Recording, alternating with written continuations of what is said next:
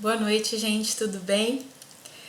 Estamos aqui para uma resenha de um livro que me interessou muito, que chama O Jeito Harvard de Ser Feliz.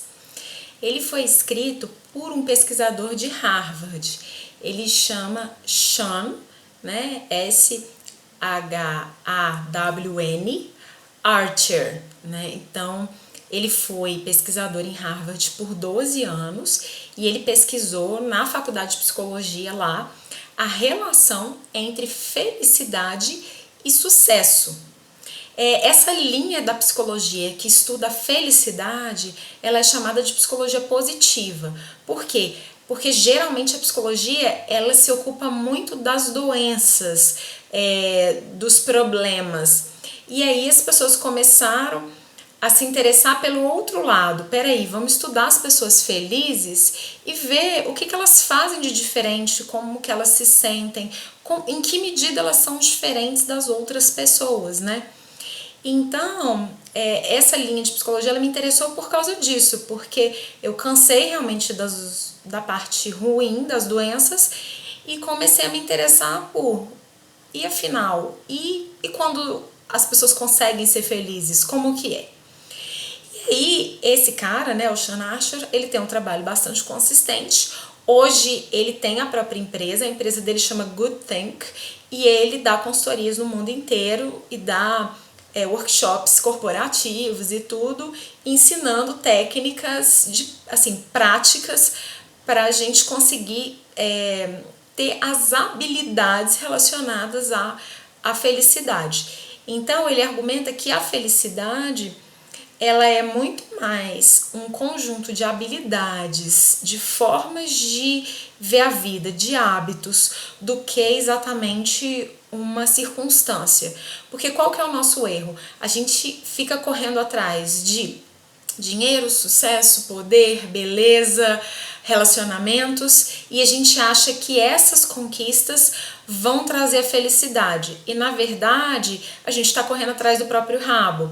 Primeiro porque nada disso nunca é suficiente, o desejo ele é infinito, o desejo do ser humano, se a gente não treinar a prática de um estado de suficiência, a gente vai ter um desejo infinito e isso é uma coisa muito complicada de gerenciar. E o que acontece? A gente precisa, então, dessas práticas de felicidade. E ele percebeu também que existiam pessoas felizes e infelizes em qualquer faixa de renda, então ricos e pobres. Então, não só os ricos são felizes, os ricos também são infelizes. Os pobres não são só infelizes, eles também são felizes. Nas pessoas doentes, então algumas pessoas doentes são sim felizes. Algumas pessoas feias, algumas pessoas bonitas, ou seja, a felicidade não foi correlacionada com nada externo. Então a gente está perdendo um certo tempo correndo atrás do externo achando que vai ter felicidade. É para parar de correr atrás do externo? De forma alguma. Mas a questão é, a gente pode ser feliz agora. É uma questão de cultivar as habilidades. Então, eu acho interessante a gente começar pela história do autor, assistir o TED Talk dele, que é um TED Talk que teve mais de 11 milhões de visualizações. É bem interessante, são 15 a 20 minutos, é bem interessante. E aí no livro dele ele divide em 3 partes, né? Ele fala da psicologia positiva, fala das vantagens da felicidade em relação à performance e resultados, então que a felicidade de fato traz sucesso. Ele na parte 2 traz 7 princípios de felicidade e ele coloca, então, de novo, o benefício da felicidade. No segundo tópico ele chama de ponto de apoio e alavanca, que ele coloca que, de algum modo, as histórias que a gente se conta modulam como a gente vai se sentir.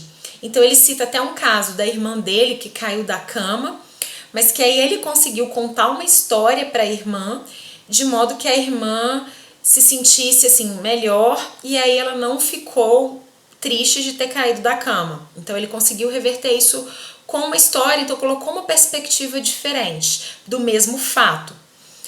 tem uma outra questão que ele coloca, o terceiro princípio, que ele chama de efeito Tetris. Tetris é aquele joguinho que vão caindo as pecinhas e elas vão se encaixando, né?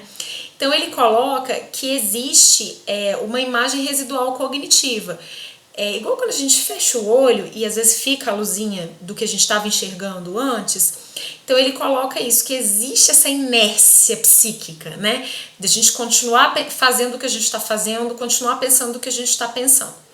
Então isso pode funcionar para o mal, no caso a gente tem o hábito de reclamar, então a gente sempre vai achar um motivo para reclamar em qualquer situação, só que a gente pode reverter esse hábito da reclamação e conseguir criar um hábito de outras práticas, por exemplo, de não reclamar.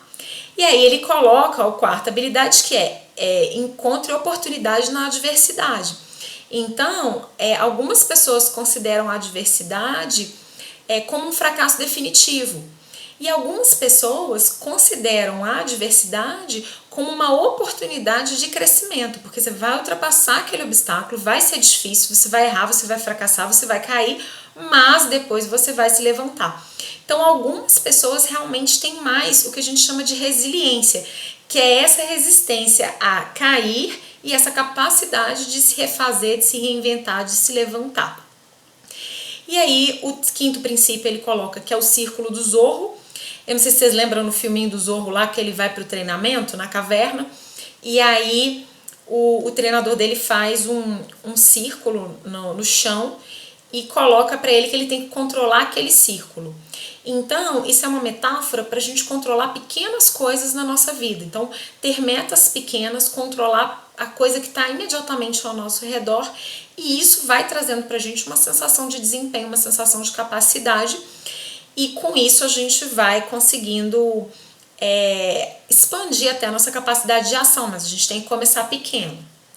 O sexto princípio que ele coloca é a regra dos 20 segundos, que é no seguinte sentido: ele conta o caso da vida dele, que ele estava tentando aprender a tocar violão, que ele conseguiu fazer isso por 3 semanas, na quarta semana ele já abandonou, porque ele coloca que a força de vontade, ela se esgota, e isso é fato, né? Ele inclusive descreve experimentos e tudo sobre o esgotamento da força de vontade. Então, quanto mais a gente confia na força de vontade, mais a gente gasta ela e ela não consegue dar conta de tudo.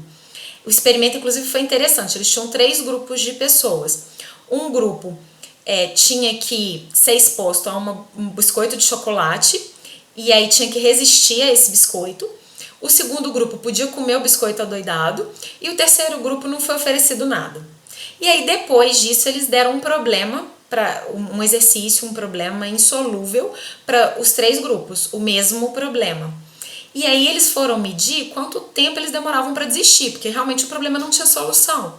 E aí eles viram que as pessoas do primeiro grupo desistiam primeiro em relação ao segundo e ao terceiro grupo, o segundo que comeu o biscoito e o terceiro grupo que nem foi exposto ao biscoito. E aí ele defende, junto com vários outros testes, que as pessoas que gastaram a força de vontade não comendo biscoito, não tinham força de vontade depois para conseguir resolver o problema. E isso foi muito importante, foi muito interessante, porque a gente fica nessa força, foco e fé, nessa loucura, achando que a gente controla tudo, que a gente pode tudo, mas na verdade a força de vontade da gente ela é muito limitada. Então, como é que a gente contorna?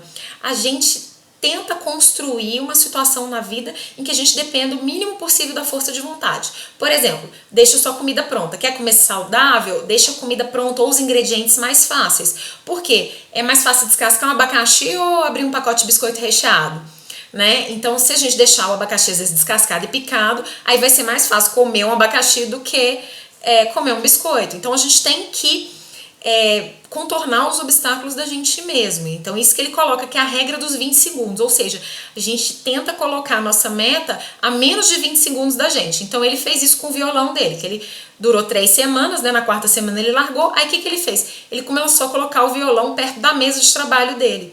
E aí, ele estava ao alcance da mão. Com isso, simplesmente, ele conseguiu se expor mais ao violão, tocar mais, e aí ele evoluiu mais.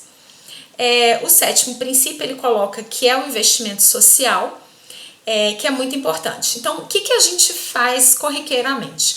Quando a gente está trabalhando muito, estudando muito, com muita pressão, está na pós, tá com muito trabalho, com muita pressão, o que a gente faz?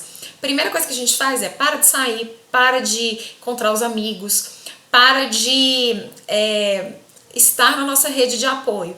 E isso é exatamente contraproducente. Eles fizeram um estudo de Harvard e viram que os alunos que faziam isso durante a faculdade ou durante a pós-graduação lá em Harvard tinham um desempenho pior do que os alunos que mantinham as amizades, mantinham os relacionamentos, mesmo nos momentos de crise.